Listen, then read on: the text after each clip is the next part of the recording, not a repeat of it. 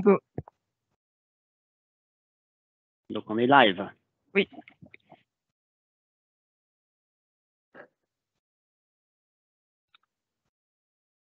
Vous êtes en live.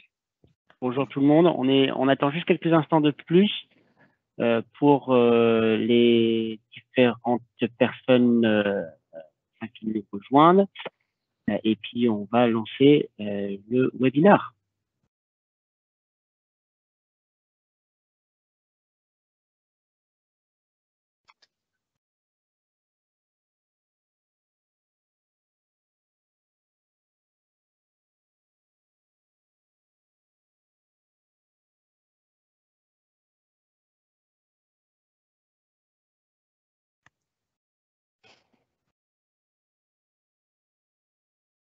Donc, je rappelle juste, si vous souhaitez pendant toute la durée de cette présentation poser des questions, vous pouvez le faire par le chat qui est à droite sur votre écran et nous tâcherons, la Socratec tâchera de répondre à vos questions au fur et à mesure, sinon à la fin.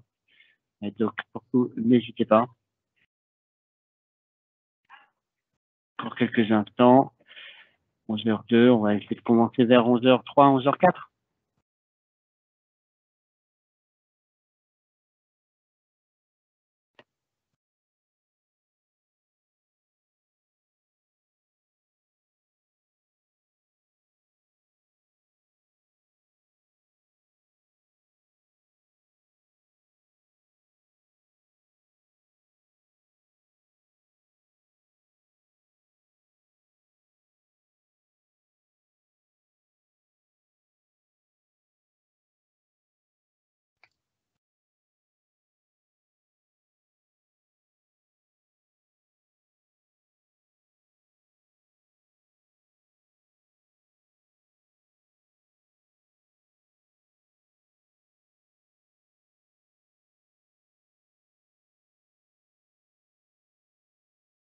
Bon, je propose qu'on commence. De toute façon, les gens vont nous rattraper au fur et à mesure. Donc, bienvenue à ce webinaire que AISE et la Sofradec essayent de faire tous les ans. Alors, l'année dernière, on l'a pas fait pour des raisons évidentes.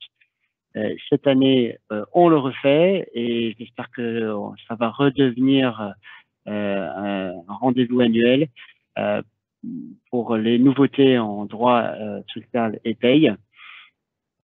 Donc, juste pour vous présenter rapidement le groupe côté AISE, donc on est, un cabinet de recrutement. On est spécialisé sur les recrutements dans le monde du cabinet et dans le monde de l'entreprise, et notamment en ce qui concerne le monde de la paye, donc dans le secteur social et paye. On a le privilège de travailler justement en recrutement avec le cabinet Sofradec et qui ont accepté d'année en année de animer pour vous une question sur la paye, le droit social. Et donc, je vous laisse la parole, mesdames. À vous, la présentation. Merci Bénédicte de nous donner à nouveau cette occasion de faire cette présentation. Pour ceux que ne connaissent pas, quelques mots de présentation sur nous-mêmes. Donc, j'ai le plaisir d'animer ce webinaire avec mes collègues Émilie Campbell et Hélène Despoyants. Nous sommes toutes les trois affectées du pôle paye social du cabinet Sofradec. Nous sommes donc un cabinet d'expertise comptable. La Sofradec fait partie du groupe COFRA. Nous avons donc la possibilité de réunir sous un même toit des compétences d'expertise comptable, d'audit et des avocats, le tout dans un environnement international. Nous sommes également le partenaire français du réseau Moore Stephens, qui est le 10e réseau mondial d'audit. Juste quelques chiffres clés du groupe. Nous sommes 180 collaborateurs actuellement, 35 années d'expérience, plus de 1200 clients. Et même, comme je disais, on évolue dans un environnement international. Notre ADN reste franco-allemande. Bon, maintenant, passons tout de suite au sujet de l'actualité sociale. À ce stade de l'année, on n'a pas constaté des très grosses nouveautés. Donc, nous nous sommes posé des questions par rapport au choix de sujets qu'on a retenus pour développer au cours de notre présentation. Et c'est donc des sujets récurrents et très souvent dans le contexte actuel dans lesquels nous évoluons à cause de la crise sanitaire. Donc, je passe tout de suite la parole à Émilie pour commencer à commenter l'actualité. Merci Monica. Donc, comme tu le disais, c'est vrai que cette année, ça a été très peu d'actualité paye. On est surtout sur une actualité Covid, hein, c'est ce qu'on entend depuis mars 2020. Donc, au niveau du SMIC, pas de grandes évolutions. On est passé de 10,15 à 10,25. Minimum garantie établi à 3,65. Le plafond de la sécurité sociale maintenu au même niveau que 2020, donc 3 428 €.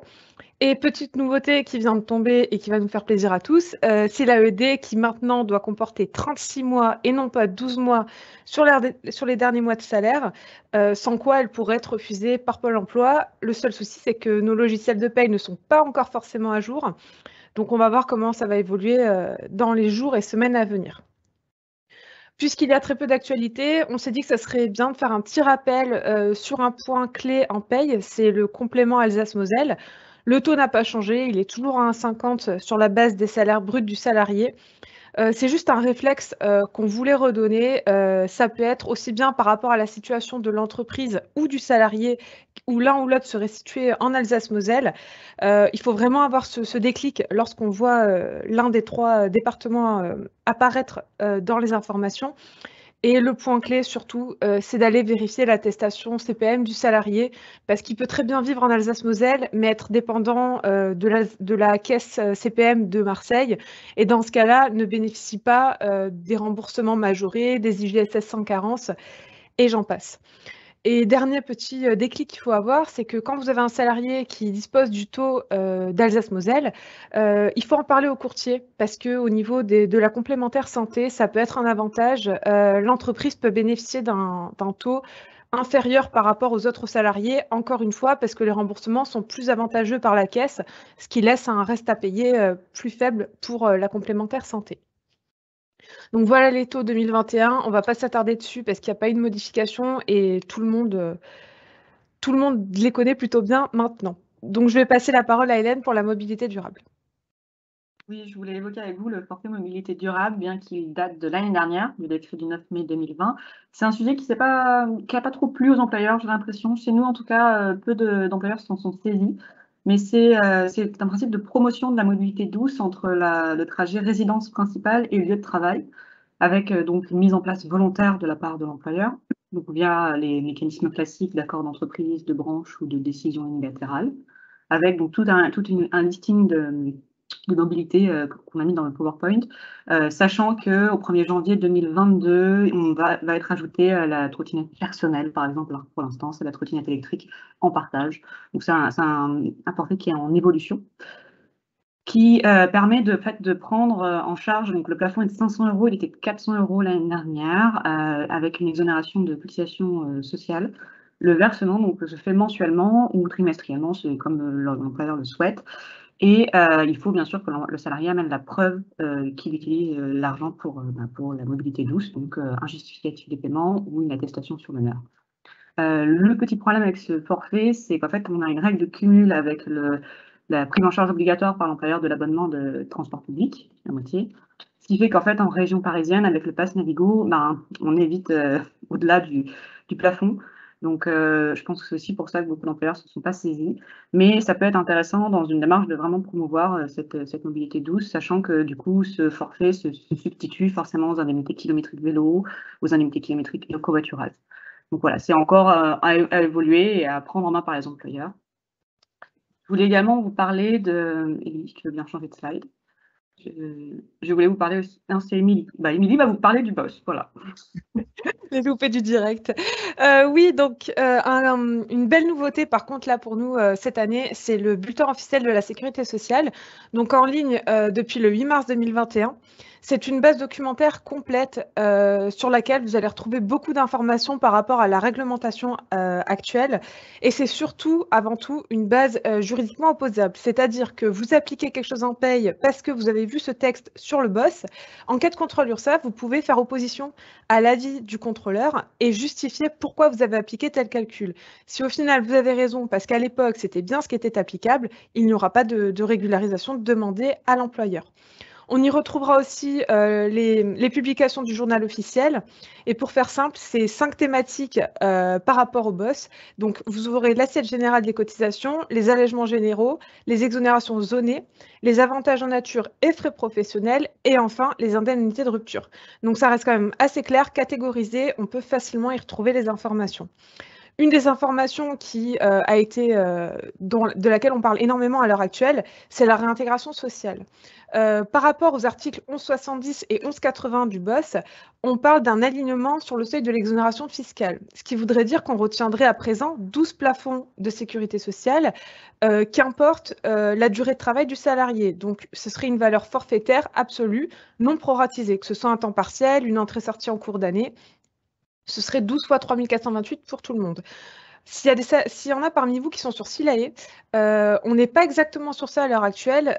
En semaine 18 et 19, c'est bien ce que Silae a mis en place sur les paramétrages, mais ils sont revenus en arrière sur la semaine 21, ils ont rechangé le paramétrage, et à l'heure actuelle, ils appliquent la valeur absolue de 3428, mais uniquement par rapport au nombre de mois effectués par le salarié. On n'est plus sur la valeur annuelle. Ils sont en attente d'un retour du service juridique, donc à voir par la suite. Petite nouveauté qui ne l'est plus trop non plus, ça date de 2020 suite à la loi Pacte, c'est pour les contrats de retraite supplémentaires. La loi Macron propose un forfait social minoré à 16%.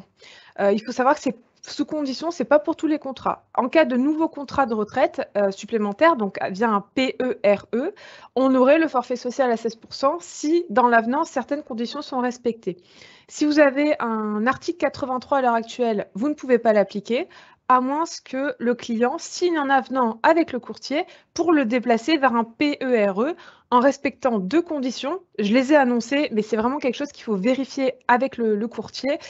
C'est la modalité de gestion par défaut qui doit être pilotée.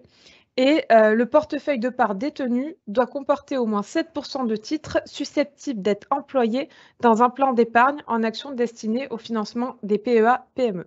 C'est un jargon un peu complexe, donc on va laisser ça au courtier pour la mise en place. Donc, je repasse la parole à Hélène. Oui, je voulais vous parler donc du congé paternité qui a évolué au 1er juillet 2021 et qui concerne les naissances à compter du 1er juillet 2021 ou les enfants nés en avance, mais prévus à partir du 1er juillet. Donc, il s'agit maintenant en fait, de 25 jours calendaires qui sont divisés en 2 périodes distinctes. Donc, vous avez une première période obligatoire de 4 jours calendaires qui se prend juste après le congé naissance qui est de 3 jours ouvrables. Je vous laisse jouer avec. Ensuite, vous avez une deuxième période de 21 jours calendaires qui peut être fractionnée en 2 périodes de minimum au moins 5 jours. Et alors, normalement, le congé doit être pris dans les 6 mois, sachant que pour l'instant, il reste toujours écrit que la CPM prend en charge que dans les 4 mois. Donc, je pense que ça va évoluer, bien sûr, c'est le démarrage. Les IJ se font par versement donc, par la CPM avec les mêmes conditions que les IJ maternité. On est sur une suspension du contrat de travail avec une réintégration au même poste ou un poste similaire. Il faut savoir que les conventions collectives prévoient parfois le maintien de salaire pour un congé paternité et l'employeur peut très bien volontairement le faire. S'il le faisait avant, il doit continuer à le faire, bien sûr. Un autre point, ce qui va être la prime Macron ou pouvoir d'achat ou gilet jaune, comme vous voulez, ou prime Covid. Donc, on est sur une reconduction a priori qui a été approuvée par le Conseil des ministres au 2 juin 2021. On attend toujours les textes. Un calendrier a été mis en place, donc a priori, on serait sur le même mécanisme que les années précédentes, avec une décision unilatérale de l'employeur ou un accord d'entreprise. Inversement, entre le 1er juin 2021 et le 31 mars 2022. Alors, sachant que juin, vous êtes sur les payes, mais on n'a toujours pas de décret. Donc, la rémunération, bien sûr, doit être toujours pareille, inférieure à 3 fois le montant du SMIC, et la prime ne peut se substituer à aucune augmentation, ni prime déjà en cours. On est sur 3 critères de modulation, comme avant: rémunération, niveau de classification et durée de présence effective du salarié. La suppression du critère qui a été mis en place sur les conditions de travail liées à l'épidémie de Covid-19, mais un rajout de la notion de métier de deuxième ligne. Donc, ce seraient les personnes qui ont contribué directement à la continuité de l'activité économique et au maintien de la cohésion sociale en 2020 et 2021. Donc, on serait a priori sur des personnes qui ont dû venir au bureau, par exemple, qui donc ont dû s'exposer plus, sachant qu'on attend des textes pour un peu définir cette notion. Et donc, en principe, on est sur 1 000 € de plafond, avec toujours l'option 2 000 € en cas d'accord d'intéressement et potentiellement 2 000 € si l'entreprise est couverte par un accord de branche ou d'entreprise qui donc identifie ses salariés de deuxième ligne et prévoit un accompagnement spécifique. Et donc là, on pourrait prévoir un versement à 2 000 €. Tout pareil, ça c'est susceptible d'évolution. On attend vraiment les textes. Pour l'instant, si vous décidez de verser la prime Macron en juin, si les logiciels de paye le permettent avec l'exonération, ça devrait être possible. Après, tant qu'il n'y a pas de texte, moi j'ai toujours tendance à dire on préfère décaler. C'est ce qu'on conseille à nos clients, de décaler d'1 mois pour être plus sûr. En parlant de décaler, il y a eu un nouveau report. On comptait vous parler de la réforme sur l'assurance chômage, mais le Conseil d'État a publié une ordonnance le 22 juin qui, pour l'instant, suspend, pour ne pas dire peut-être annule le projet qui est en attente depuis avril 2020 quand même. La simple raison, c'est qu'on est dans un contexte de crise économique à l'heure actuelle et on ne sait pas trop ce que ça va donner dans les semaines et mois à venir. La pandémie, le gouvernement attend de voir comment on va retomber, surtout dans certains secteurs d'activité. Et on sait que cette réforme allait impacter fortement le domaine du HCR qui a beaucoup recours à des contrats courts. Donc pour l'instant, c'est en suspens.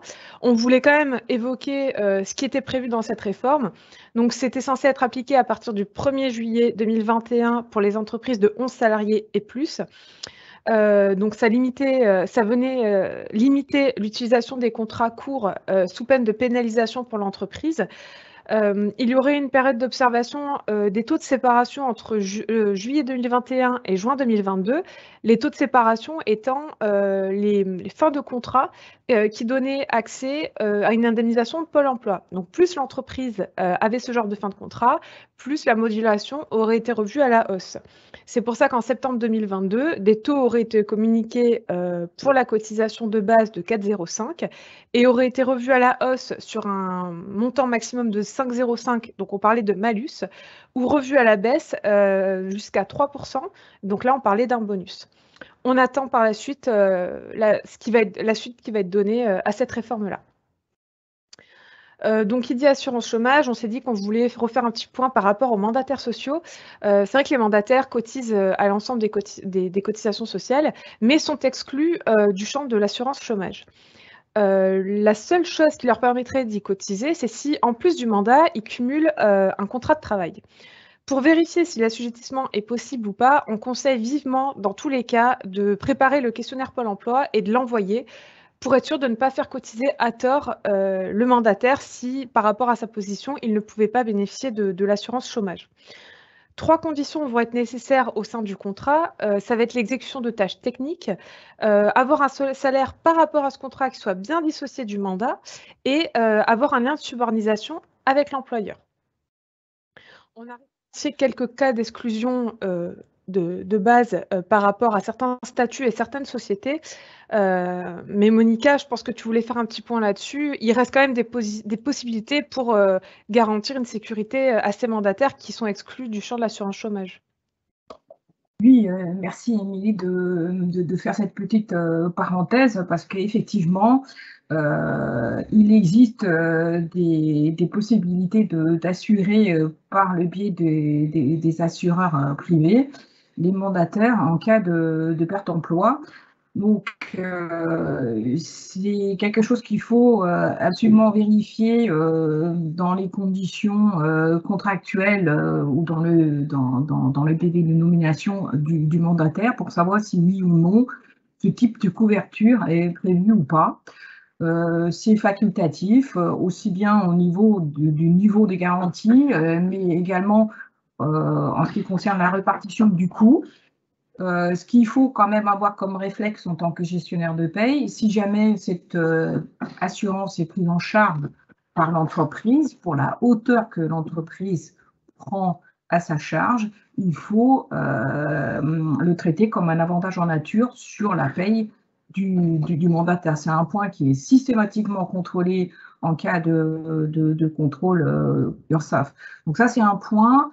L'autre point aussi, c'est que il y a des conditions assez strictes. On va dire que pour que le mandataire peut être affilié à ce régime, et les assureurs se réservent aujourd'hui le droit de dire oui ou non, on prend pas. Et c'est très souvent à l'appui, à l'examen de documents comptable. Donc, il y a une étude qui est faite, comment la société se porte, quelle est sa situation financière, quel est son plan d'avenir, pour savoir oui ou non on va prendre en charge ou on va proposer une couverture ou pas.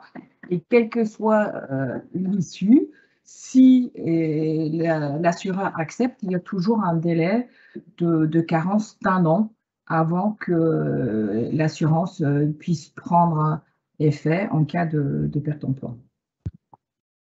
Donc, après, on va passer sur les quelques sujets qu'on appelle des points clés, qui sont de sujets qui reviennent vraiment très, très fréquemment et qui ont, d'après nous, un gros impact paye. Donc, on a décidé de les développer un peu plus. Donc, voilà, Émilie, à toi la suite. Oui, donc on a décidé de prendre 4-5 sujets qui étaient vraiment importants sur l'année 2021. L'un des premiers sujets, c'est les nouveaux seuils 2021, donc avec la neutralisation des franchissements de seuil d'effectifs. La loi Pacte vient également modifier donc les règles qui étaient applicables jusqu'à présent. Dans 3 optiques. La première, c'est de réduire le nombre de seuils. Donc maintenant, on va se concentrer sur le seuil de 11, 50 et jusqu'à 250 salariés, sachant que les sociétés de 250 salariés ne sont pas concernées par ces effets de seuil.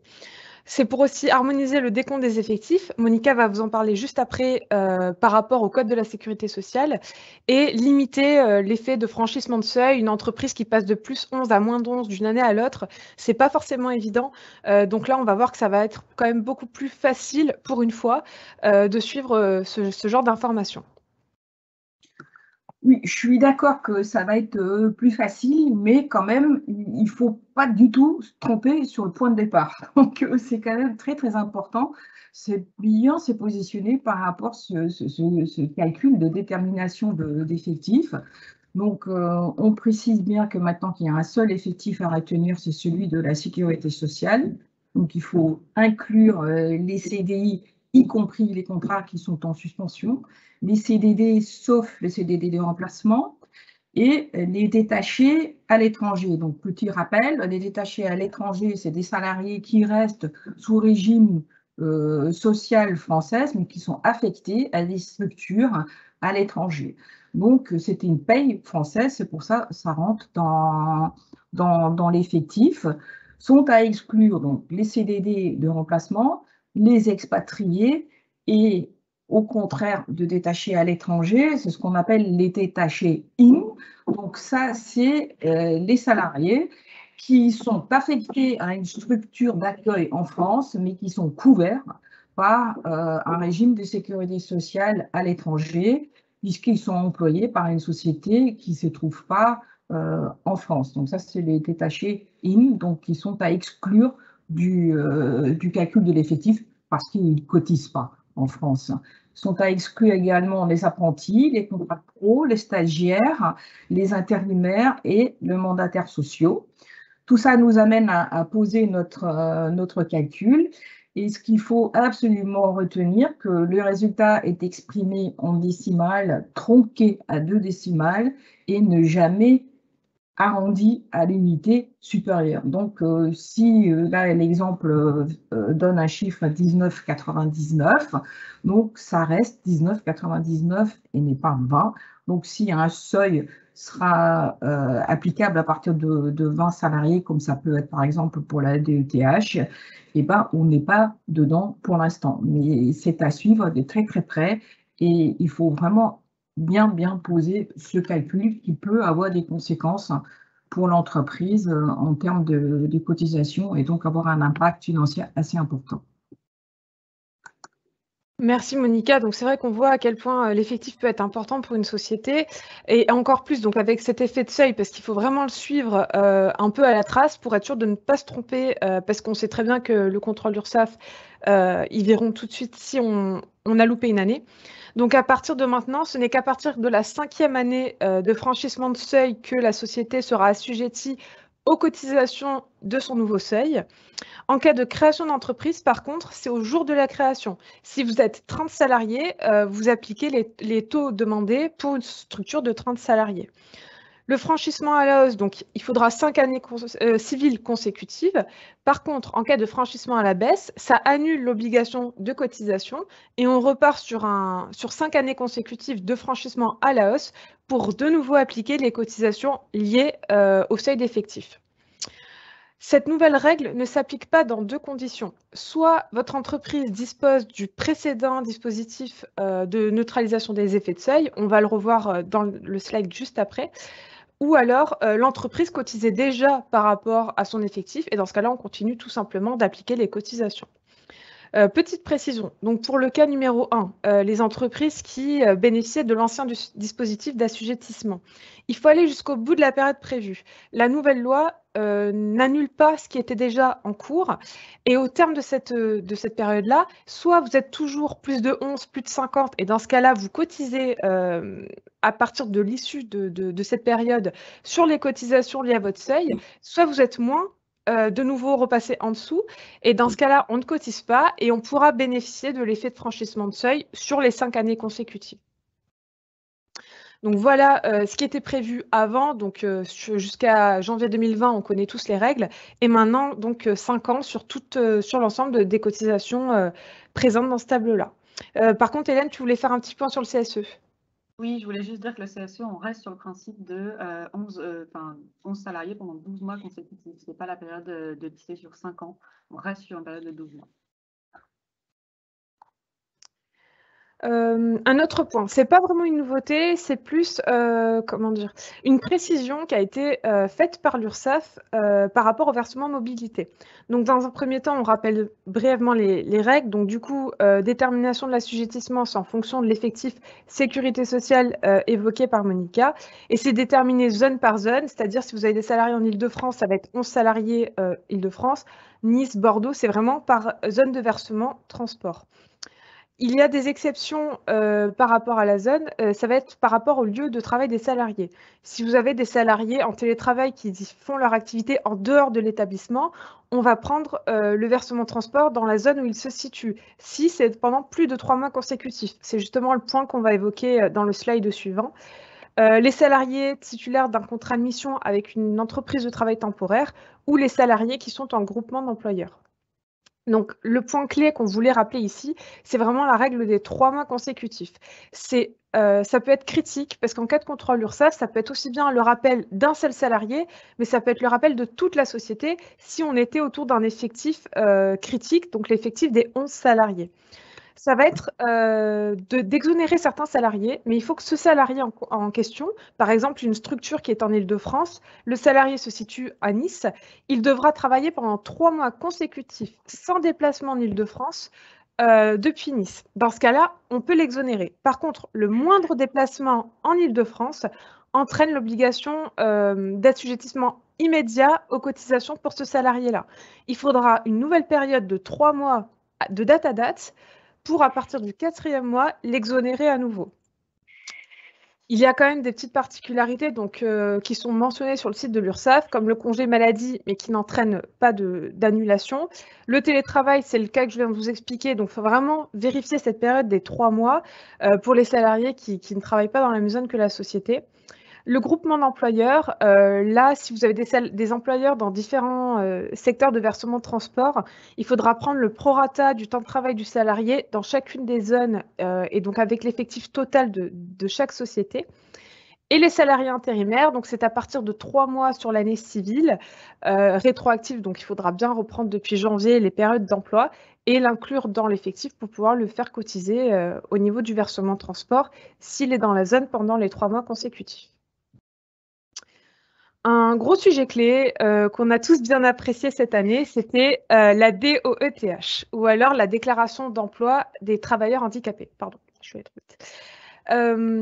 Donc, c'est une déclaration du statut des travailleurs handicapés qui concerne toutes les entreprises. Ce n'est pas que les plus de 20, la déclaration, c'est vraiment tout le monde.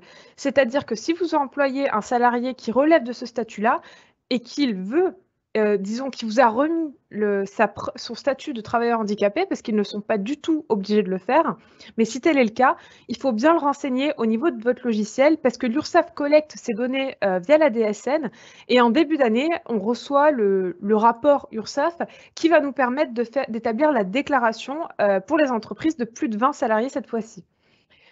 Donc la déclaration, on l'a vu depuis le mois de mai, c'est géré par la DSN et c'est envoyé à l'URSSAF et à la CGSS, donc la Caisse générale de sécurité sociale. Le paiement est ensuite redistribué auprès de l'AGFIP. La date limite de dépôt, c'était mai 2021. Ce sera la même chose pour l'année prochaine. Mais exceptionnellement, sur cette année, on avait un petit report sur juin par rapport, encore une fois, au contexte actuel et à la mise en place au sein des logiciels. Le principe de la DOETH. Donc, la DOETH, c'est pour toutes les entreprises. L'OETH, donc l'obligation d'emploi des travailleurs handicapés, c'est vraiment la distinction. C'est pour les entreprises de 20 salariés et plus qui n'atteignent pas 6% de leur effectif en travailleurs avec le statut reconnu comme travailleur handicapé. L'effectif, il faut l'estimer tout établissement confondu.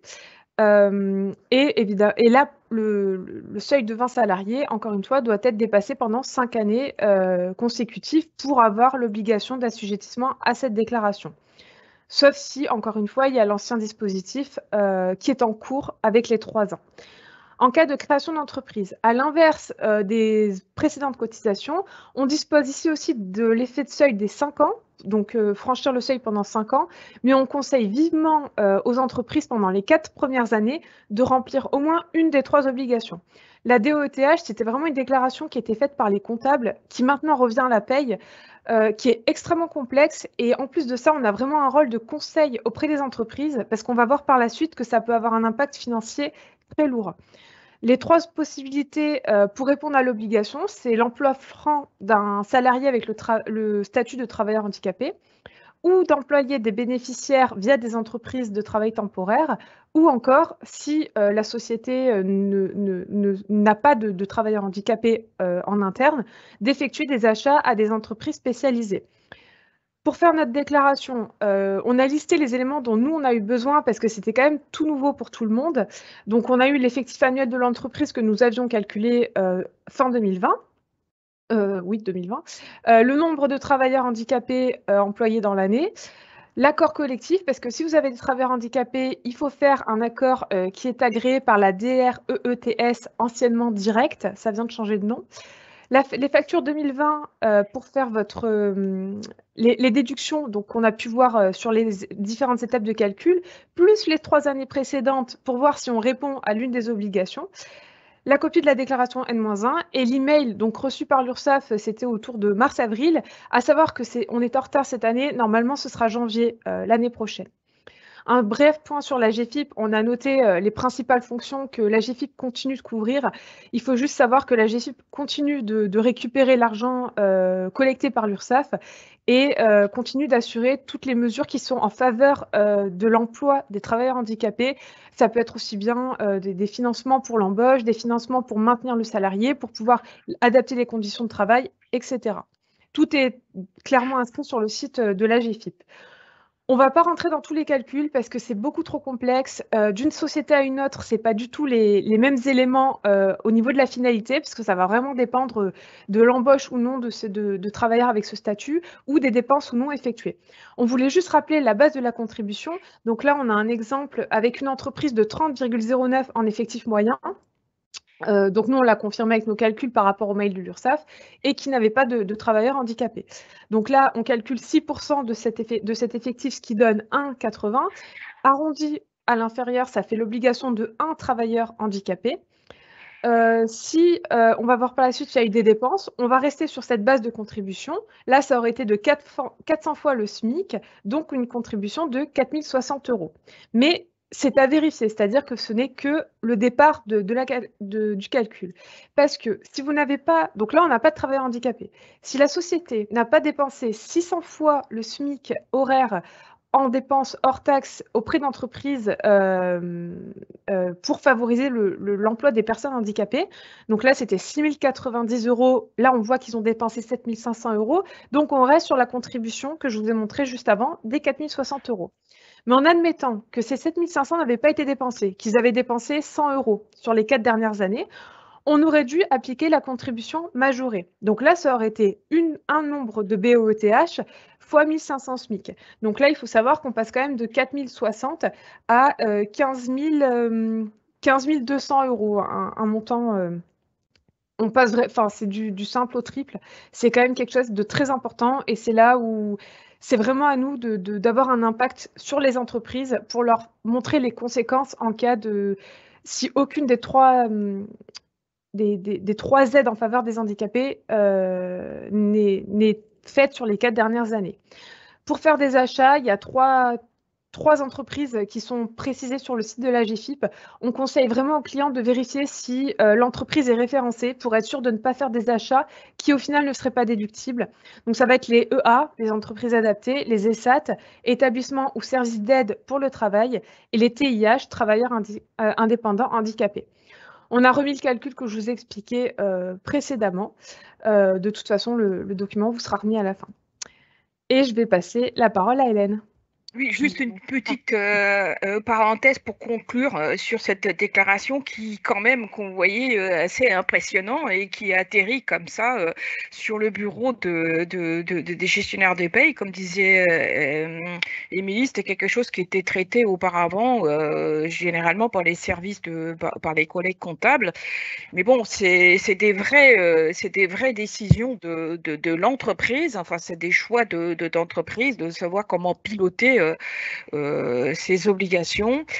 Et contrairement, et comme m'expliquait Émilie, que l'impact peut être très très important et il n'est pas vraiment capté immédiatement hein. Quand on a des éléments, ça a été déjà pas le cas avant, mais bon, maintenant comme ça atterrit du côté de la paye, on pense que c'est vraiment important d'avoir ça en tête, d'alerter, de donner des informations, de dire attention, il faut que vous contactez la GFIP pour savoir s'il faut engager une dépense ou pas, puisque les dépenses en soi sont pas captées au niveau des écritures comptables. Donc c'est pour ça, ça fait pas partie comme les versements au transport, des cotisations qui sont connues, qui vont passer par les OD des comptabilités.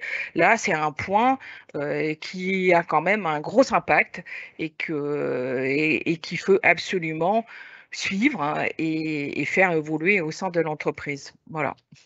Mais tu as bien raison, c'est vraiment quelque chose de très important et qui peut coûter cher. Qui peut coûter très très cher si c'est pas bien maîtrisé. Donc Hélène? Moi, je vais parler d'argent à récupérer et non d'argent à voilà. C'est bien. C'est plus sympa. Voilà, moi, je voulais parler c'est ça, de l'aide exceptionnelle à l'apprentissage qui a donc été prolongée plusieurs fois. Et donc maintenant, on est sur une date du 1er juillet 2020 au 31 décembre 2021, ce qui permet pour la rentrée de septembre de prévoir des apprentis. Donc on est sur les contrats, alors pour un apprenti mineur de 5 000 € d'aide et pour un apprenti majeur de 8 000 € d'aide versés mensuellement. Donc forcément, c'est pas 8 000 € d'un coup. Alors pour les entreprises de plus de 250, il y a des conditions plus spécifiques fixées par décret qu'on n'a pas détaillées ici, bien sûr, mais vous pouvez consulter sur Internet. La gestion se fait par l'agence de services et de paiement que vous connaissez peut-être via l'activité partielle. Et on est sur des démarches classiques à effectuer auprès de l'OPCO pour l'enregistrement de l'apprenti. Une deuxième aide qui existe alors encore un peu, c'était pour les contrats des jeunes conclus entre août 2020 et mai 2021, donc ça vient de s'arrêter, mais je voulais en parler quand même, parce qu'il y a des démarches encore à faire pour ceux qui ont conclu tardivement leur contrat. Donc on était sur 4 000 € d'aide à l'embauche des jeunes de moins de 26 ans versés par trimestre pour un CDD d'au moins 3 mois ou un CDI avec un plafond, une rémunération inférieure à 1,6 SMIC ou 2 SMIC en fonction de la période de conclusion du contrat. Et en fait, les demandes sont à déposer dans les 4 mois qui suivent la conclusion. Donc, ceux qui ont conclu là en mai 2021 leur contrat ont jusqu'en 30 septembre 2021 pour faire la demande sur la plateforme Silae, qui n'est pas le logiciel de paye, attention. Donc, ça se fait très bien. Oui, on va continuer à parler des aides, des dispositifs liés à la crise sanitaire, même si on voit un peu le bout du tunnel. Il y a quand même toujours des mesures qui sont en vigueur et d'actualité. Donc, Hélène, je te laisse continuer. Oui, parce que je voulais quand même vous parler de l'activité partielle, qui n'est pas un sujet nouveau. On est d'accord, vous, depuis mars 2020, je pense que vous avez un peu pratiqué. Mais je voulais juste préciser que c'était donc le mécanisme dérogatoire lié au Covid est toujours en place. Et depuis octobre 2020, on vit un peu une série avec le gouvernement qui repousse de mois en mois la baisse des taux. Et donc pour l'instant, c'est acté via un décret du 28 mai 2021. Et donc on est sur une baisse, ça y est. Donc pour les secteurs non protégés, l'indemnité versée aux salariés est de 70% du salaire brut pour l'instant. Et à partir du 1er juillet, on descend à 60%. Donc ça y est, les salariés vont être impactés directement. Pour les secteurs protégés, en revanche, les 70% sont maintenus jusqu'à fin août. Puis a priori, on est sur une baisse dégressive après de 60% au 1er septembre, avec des exceptions jusqu'au 31 octobre en fonction des différents secteurs. Donc après, c'est encore sujet en plus à évolution en fonction de l'évolution de la crise sanitaire. Mais sur le principe, il y a une baisse. Pour côté employeur, Émilie, s'il te plaît. Côté employeur, pour les secteurs non protégés, on est sur une baisse, ça y est, là, au 1er juin 2021. Donc l'allocation n'est plus de 60% et de 52%. Et donc avec un minimum de 11 ans. À compter du 1er juillet, on est sur une nouvelle baisse à 36%. Et ensuite, effectivement, c'est déjà pas mal. Pour les secteurs protégés, en revanche, on a différents paliers. Pareil, hein, ça descend, mais plus doucement et en fonction des secteurs toujours. Donc on passe pareil de 70 à 52 à 36 avec jusqu'au 1er novembre a priori. Voilà. Un autre point que je voulais évoquer avec vous, c'est l'activité partielle longue durée. Je ne sais pas si vous l'avez beaucoup appliquée dans vos entreprises. Nous, on a très peu de clients qui ont eu envie de la mettre en place. Il y a en plus les organisations syndicales sont c'est vrai, saisies un peu tardivement. Mais maintenant, on a beaucoup d'accords qui ont été conclus. Donc, on est sur une mise en place de 24 mois maximum consécutifs ou non sur une période de 36 mois. Et alors, ce qui est important, c'est qu'il faut une égalité de traitement entre les services. C'est-à-dire que jusqu'à présent, en activité partielle ordinaire, vous pouvez très bien avoir un salarié du service qui est en activité partielle et pas son collègue, même si c'est à éviter, bien sûr, mais sur le principe, on peut. Là, on est sur égalité de traitement et donc tout le monde dans le service doit être concerné.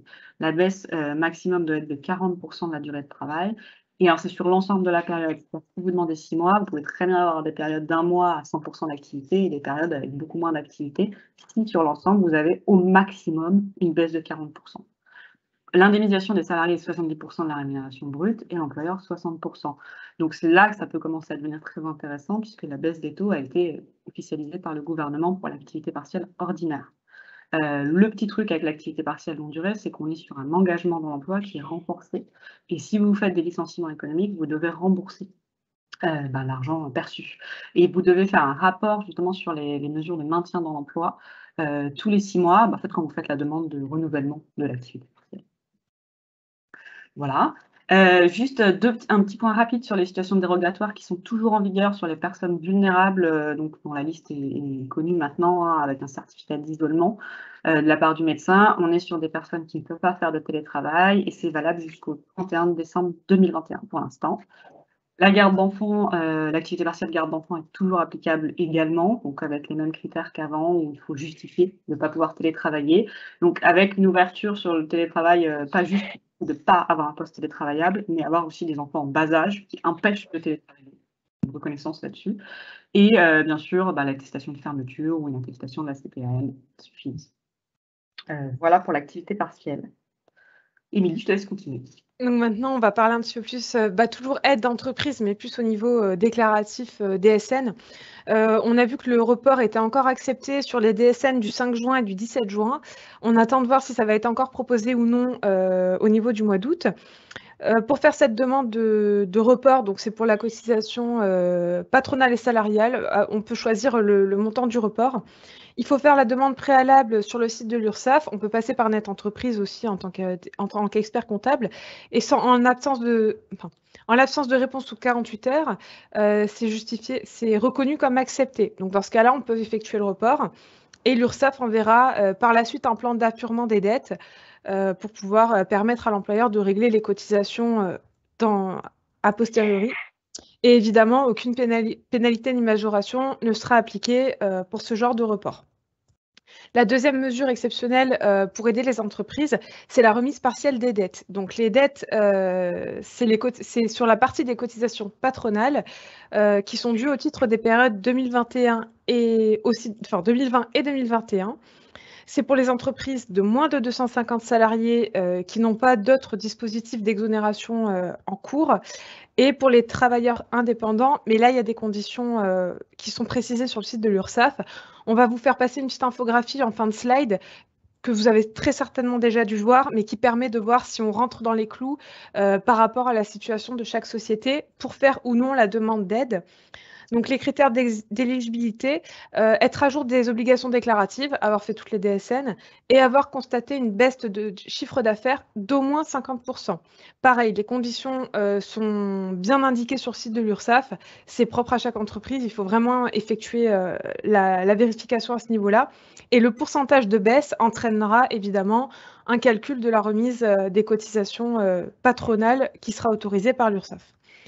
Donc évidemment, pour faire cette demande, la société doit attester de difficultés financières et doit déjà avoir eu recours à l'aide d'un créancier privé pour essayer de payer une partie des dettes dues au titre des cotisations patronales. Donc voilà le document qui permet d'essayer dans un premier temps de voir si on rentre ou non dans le cadre de cette remise partielle. Pour en bénéficier, évidemment, il faut avoir déjà payé toutes les cotisations salariales puisqu'elles sont prélevées sur la fiche de paye. Et ensuite, au même titre que le décalage du paiement, il faut faire une demande sur la messagerie URSSAF ou via Net Entreprise, via nos accès. Et là, à l'inverse de la précédente aide, il y a 2 mois de délai et l'absence de réponse vaut refus. Par contre, en cas d'acceptation, il faut être sûr de ce qu'on a avancé parce qu'en cas de contrôle URSSAF, si les éléments avancés ne coïncident pas avec ce qu'on va démontrer à l'URSSAF, il y a une peine d'annulation de l'aide et l'entreprise devra rembourser ce qui a été avancé pour l'aider dans la remise partielle des dettes.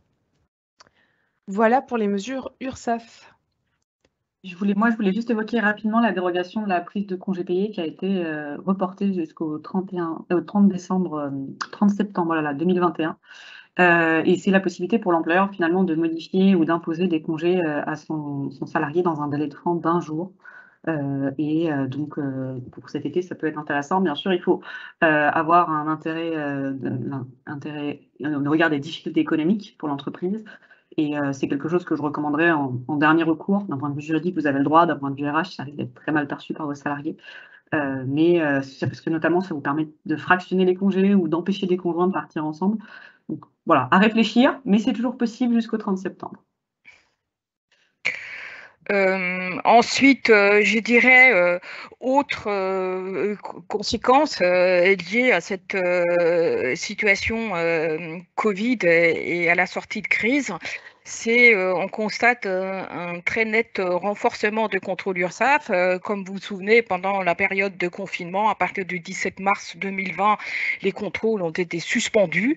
Après, il y a eu une timide reprise, très souvent en mode distanciel. Et là, maintenant, à partir de quelques semaines, on voit qu'il y a quand même beaucoup de contrôles qui sont annoncés parce que l'URSSAF considère qu'il faut bien veiller à la bonne application des règles et des textes pendant cette période et veiller aussi que les aides demandées ont été justifiées. Donc c'est un peu normal ce renforcement de contrôle.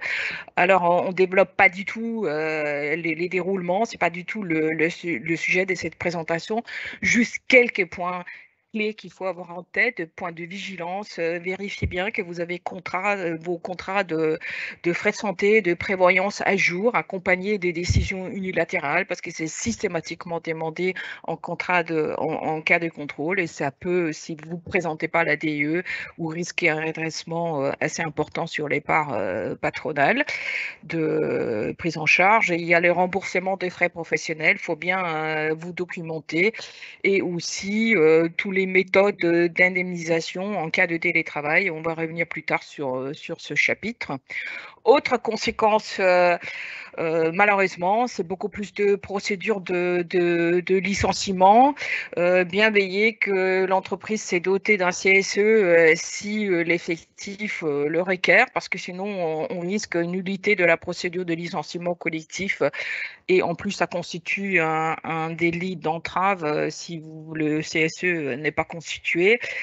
Autre point très très important, les traitements fiscaux et sociaux des indemnités de licenciement et les plafonds à surveiller. Donc de nouveau, c'est un sujet à part entière qu'on ne peut pas du tout développer pendant cette présentation, mais juste on a mis sur les principales indemnités, on les a développées sur le slide que vous avez dans le support. Juste notre recommandation, bien vous positionner, vous dire dans quel cas de figure je suis, quelle indemnité je traite, et je déroule chronologiquement. Est-ce que je suis, comme on appelle dans notre jargon, en haut ou en bas de bulletin? Est-ce que j'applique des cotisations sociales? Est-ce que si je suis en bas de bulletin, est-ce que j'ai quand même une CSG à appliquer ou pas? Est-ce que je suis dans le cadre d'un forfait social à appliquer ou pas? Et est-ce que mon indemnité est assujettie à l'impôt ou pas? Vous avez aussi des cas de figure qui semblent très très simples au départ, notamment le traitement d'une indemnité de rupture conventionnelle homologée, mais il faut quand même, dans ce cas, bien regarder l'âge du salarié, parce que si il peut prétendre à une liquidation dans sa retraite, votre indemnité risque d'être imposée à tous les niveaux du premier euro. Donc tout ça, c'est des points qu'il faut vraiment avoir bien en tête et qui sont complexes, et quel est le gestionnaire de paye qui n'a pas connu un grand moment de solitude au niveau d'un établissement de solde de tout compte compliqué avec des grosses indemnités. Donc c'est vraiment un gros sujet, et on espère que ces quelques slides peuvent être utiles en cas de calcul et déroulement d'un solde de tout compte. Après, autre point qui est en corrélation directe avec la situation Covid, c'est le télétravail, parce qu'on sait tout que le télétravail a joué un rôle majeur pendant la période de confinement, mais on est aussi quasiment sûr que c'est quelque chose qu'il va falloir intégrer à l'avenir dans l'organisation du temps de travail et dans la façon de travailler tout court pour les entreprises. C'est pour ça on a développé les chapitres, et je repasse la parole à Hélène. Merci. Oui, je voulais vous expliquer, vous connaissez bien sûr le télétravail, mais je voulais reprendre un petit peu les bases.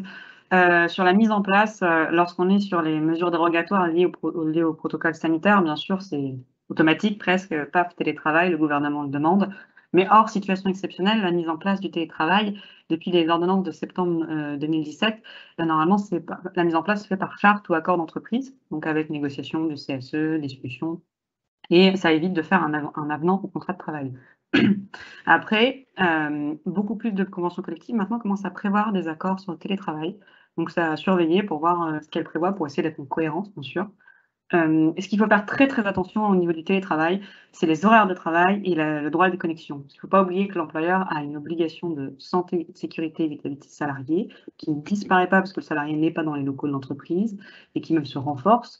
Et donc, il faut vous assurer en tant qu'employeur que le salarié respecte ses horaires de travail et se déconnecte vraiment des outils informatiques pour éviter tout ce qui va être burn-out, qui est qui est en train de ressortir maintenant à la suite à la fin, on va dire, de la grosse vague de télétravail. Pour rappel, vos salariés doivent avoir 11 heures de repos consécutifs entre 2 jours de travail. C'est très important.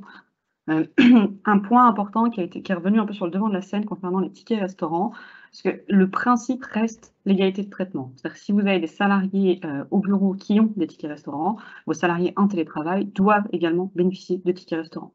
Ça, c'est le principe de base qui reste applicable. Vous avez un jugement du tribunal de Nanterre du 10 mars 2021 qui avait commencé, suivant la lecture qu'on peut en avoir, à un peu ébranler ce principe, même si la petite était pondérée par un jugement du tribunal de Paris du 30 mars 2021, qui a bien rappelé l'égalité de traitement.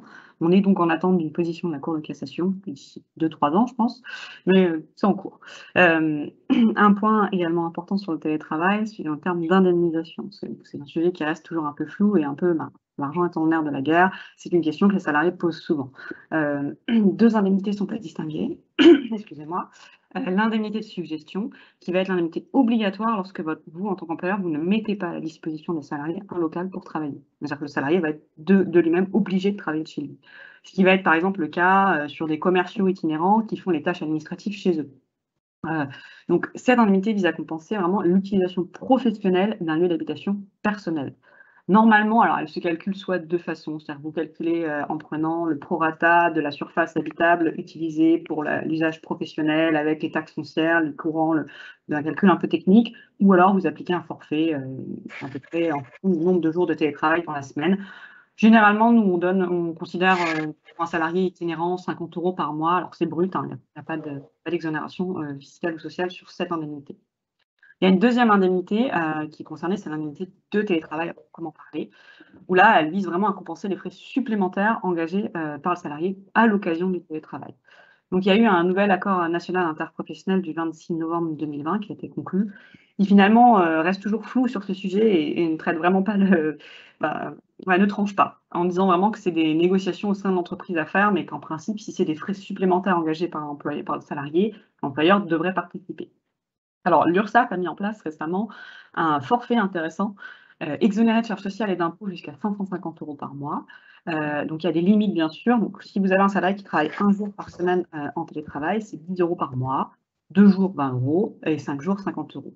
Alors, c'est du maximum, bien sûr. Ce n'est pas parce que votre salarié fait 5 jours par semaine que vous êtes obligé de mettre 50 €. Vous pouvez très bien dire 40. Donc, ça, c'est intéressant parce que ça permet d'être exonéré de charges sociales et fiscales. Et ça permet de couvrir directement les frais engendrés par le télétravail. Donc, ça vous évite tout justificatif. Vous n'avez pas un salarié qui va venir avec son petit électricité en disant regardez, là, j'ai télétravaillé, j'ai un peu plus. Voilà, vous êtes tranquille, vous êtes couvert. Ça permet, ça sécurise quand même pas mal. Bien sûr, attention à noter que l'employeur reste tout de même dans l'obligation de prendre en charge les frais de mise en place du télétravail. C'est-à-dire que si votre employeur ou votre salarié vous demande un ordinateur, une chaise ergonomique, ce genre de choses, vous êtes dans l'obligation de les prendre à votre charge. Ça n'a pas changé. Monica, je te laisse continuer. Oui, autre sujet qui a connu, on va dire, un coup de pouce pendant cette période de confinement et pendant toute la crise sanitaire, donc c'est la dématérialisation. Donc au niveau du bulletin de paye, c'est sûr que c'était compliqué une certaine période d'envoyer des bulletins sous format de papier. Donc on est passé massivement sur un bulletin dématérialisé.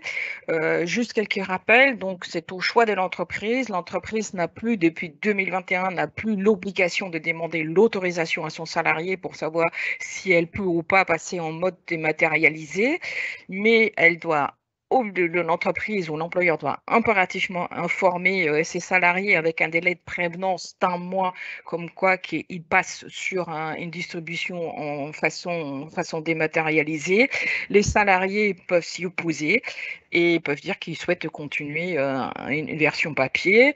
Un outil qui a connu aussi une grande évolution et beaucoup plus d'importance avec un coup d'accélérateur, c'est le coffre-fort numérique. Donc il y a beaucoup de logiciels qui proposent cette fonction. attention, faut juste veiller que l'obligation de garantir la disponibilité de ce bulletin pendant 50 ans est bien prévue par la solution proposée. Et à côté de ça, l'employeur a quand même toujours une obligation d'être capable de produire un duplicat d'un bulletin de paye pendant 5 ans. Donc voilà ce qu'on pouvait dire que sur ce qu'on considère que les impacts directs du Covid en matière de paye. Maintenant, comme j'avais dit au début, la Sofradec évolue dans un milieu international et traditionnellement, on a toujours un point de notre présentation qui est consacré à cet environnement. Donc là, forcément, on revient un peu sur les conditions de la mobilité internationale, savoir comment ça a bougé, comment ça a évolué pendant cette période, qu'est-ce qu'il est de retour à nouveau et qu'est-ce qui marche, qu'est-ce qu'on peut proposer. Donc, Hélène, je te laisse prendre la suite. Oui, nous, ce qu'on a constaté récemment, c'est qu'on a un retour de salariés qui étaient partis en mobilité ou même qui étaient partis s'installer notamment en Angleterre, par exemple, et qui, avec le Brexit, le Covid, se disent bon, bah, je veux revenir en France et qui donc repartent s'installer en France, sauf que l'employeur n'a pas de structure d'accueil en France et souhaite garder le salarié. Dans ces cas-là, on a ce qu'on appelle le représentant de firme étrangère, qui est donc une structure qu'on peut mettre en place via l'URSSAF du Bas-Rhin et le CNFE. Ça nous permet de demander un numéro de SIRET sans avoir une société en France. Donc, il y aura toujours une adresse à l'étranger. Et c'est vraiment une structure, un SIRET, juste pour payer les cotisations, en fait, et le salarié. Donc, ce sera salarié français, avec un contrat de travail français et des cotisations sociales françaises. Donc, après, il faut faire attention, bien sûr, si vous êtes sur un salarié finalement qui est un peu en mobilité intra-groupe, à reprendre son ancienneté et faire attention aux congés payés éventuellement qu'il a déjà acquis pour qu'il ne redémarre pas à zéro en France. Donc, ça peut être intéressant. Alors, normalement, quand le salarié, de toute façon, travaille 25% de son activité sur le territoire français, il doit être soumis à la législation sociale française, quelle que soit la destination du travail qu'il effectue. C'est-à-dire que si il est en télétravail en France pour travailler pour la structure anglaise, il doit quand même être soumis à la législation sociale française. C'est tout ce qu'on regarde, en fait. Après, si votre salarié est amené à naviguer entre plusieurs pays, on est sur une situation de pluriactivité avec une demande de certificat A1 pluriactivité auprès de l'Union européenne, auprès de la CPM française, pour que le salarié puisse circuler en étant simplement affilié à une seule législation sociale. Et ça lui sert de preuve, en fait, qu'il n'est pas nécessaire de s'affilier en Allemagne les 3 jours, il va être en Allemagne, par exemple. Donc ça, on est sur un retour de mobilité en douceur, mais on rencontre de plus en plus de RFE. Vous avez le cas du détachement, par contre, qui est on en a déjà évoqué pour ceux qui nous suivent, mais on est sur quelque chose de temporaire, où on a un salarié qui vient en France pour une mission, pour 1 an, 2 ans, ou même 3 jours. On est sur un maintien du contrat de travail avec l'employeur situé hors de France. Et on va avoir une obligation de déclaration CIPSI, donc c'est une déclaration préalable pour informer l'administration française qu'un salarié étranger se situe sur le territoire français. Alors, il faut savoir qu'il y a eu une simplification de ces déclarations et dans certains cas, maintenant, c'est plus obligatoire. En le cas si un salarié vient vraiment pour une réunion, par exemple, au sein de la structure, vous n'êtes pas obligé de déclarer à l'administration. Normalement, l'employeur doit demander dans le pays d'origine le certificat A1 pour prouver effectivement qu'il est affilié à la législation sociale, par exemple allemande, qui vient juste 3 jours en France, 3 jours, 3 mois, 6 mois en France. On peut se retrouver dans le cas d'un bulletin de paie miroir lorsque le détachement dépasse 1 mois pour prouver auprès de l'administration il suit bien la législation sociale française en termes de salaire minimum, paiement des heures supplémentaires, ce genre de choses, avec éventuellement la présence d'une retenue à la source, même si l'aspect fiscal ne sera évoqué que en gros tout à l'heure par Monica, mais c'est vraiment pas le but de cette présentation. Et bien sûr, si vous faites une déclaration CIPSI, il faut un représentant en France. On est actuellement sur un renforcement des contrôles par l'administration. On a observé, notamment sur des chantiers. Donc, est-ce que c'est lié au Covid et à l'envie de faire travailler les salariés français? Je ne sais pas, mais en tout cas, il faut faire attention parce que les documents, on est des fois sur un délai très court pour les remettre. Donc, il faut être prêt avant le détachement presque. Voilà. Oui, petit point sur le renforcement de contrôle. Donc, ça peut être le contrôle peut être mené par l'inspection du travail, mais également par l'URSSAF qui peut contrôler s'il n'y a pas présomption de travail dissimulé. Voilà, donc c'est vraiment des contrôles qui ont lieu très régulièrement actuellement, on constate ça. Le dernier point qu'on voulait aborder, toujours dans ce contexte international, c'est le retour des salariés en France, avec la possibilité de leur proposer une prime d'impatriation. La prime d'impatriation est quelque chose qui peut être intéressant sur le plan fiscal uniquement, puisqu'elle est exonérée de l'impôt, donc du PAS, mais assujettie à charges sociales. Il y a certaines conditions qu'il faut respecter, donc notamment, il faut que le salarié concerné est domicilié fiscalement en France, mais qui ne l'était pas pendant les 5 années précédentes à sa nouvelle prise de fonction. Il faut savoir que cette exonération est quand même plafonnée à 30% de la rémunération globale et qu'il faut en même temps aussi vérifier que le salaire imposable après cette exonération est égal à une rémunération des références pour un poste analogue. Donc, se mener avec précaution, mais ça peut être quelque chose intéressant en cas de retour en France. Et si le principe est acté et valable, il peut être appliqué pendant 8 ans. Autre point, c'est le statut du primo-déclarant. Donc, aussi bien pour quelqu'un qui démarre pour la toute première fois sa carrière ou son activité professionnelle salariale en France, ou quelqu'un qui retourne en France et qui n'a pas connu un historique fiscal pendant les 3 dernières années. Comme vous savez bien qu'au niveau de la paye, il n'y a pas de flexibilité d'ajuster le taux d'imposition. C'est le taux qui est communiqué par la DGFiP qui remonte dans la paye, et s'il y a absence de taux, il faut appliquer le taux neutre. Et on a constaté quand même que quand il y a peut-être un démarrage de quelqu'un qui commence son activité professionnelle en France et qui s'installe en France avec toute sa famille, ce taux et le salarié représente le seul revenu imposable en France, il peut être extrêmement pénalisant si il a un taux neutre, de l'infliger ce taux pendant toute une année, sachant que de toute façon ça reste qu'un acompte, mais bon, en attendant, il a quand même des prélèvements très forts. Donc, s'il veut sortir de cette situation de taux neutre et il veut obtenir un taux personnalisé plus intéressant, il faut qu'il passe par une prédéclaration d'impôt par le biais du formulaire 2043 qui lui permet, en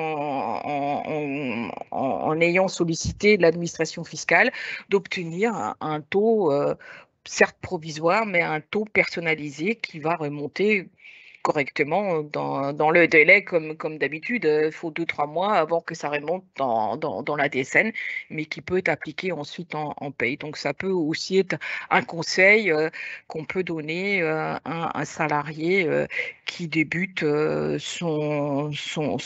sa carrière et son installation en France.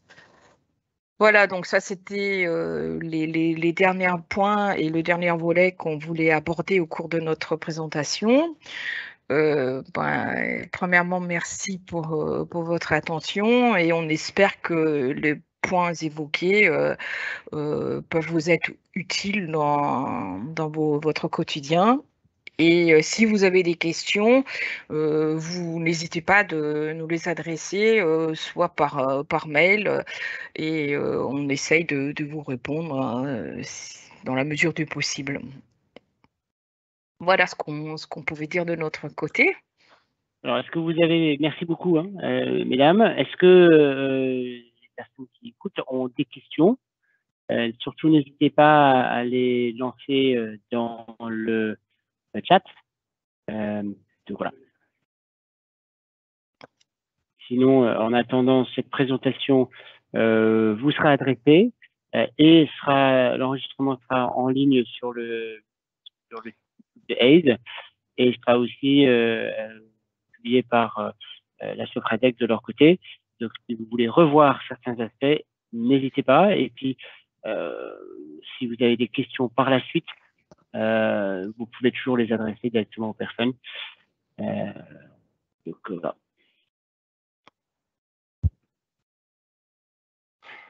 Bon, ben, je pense qu'on n'a pas de questions.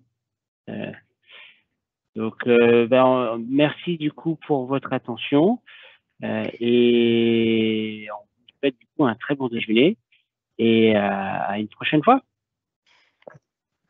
Merci. Merci, au revoir. Bonne journée, au revoir. Au revoir.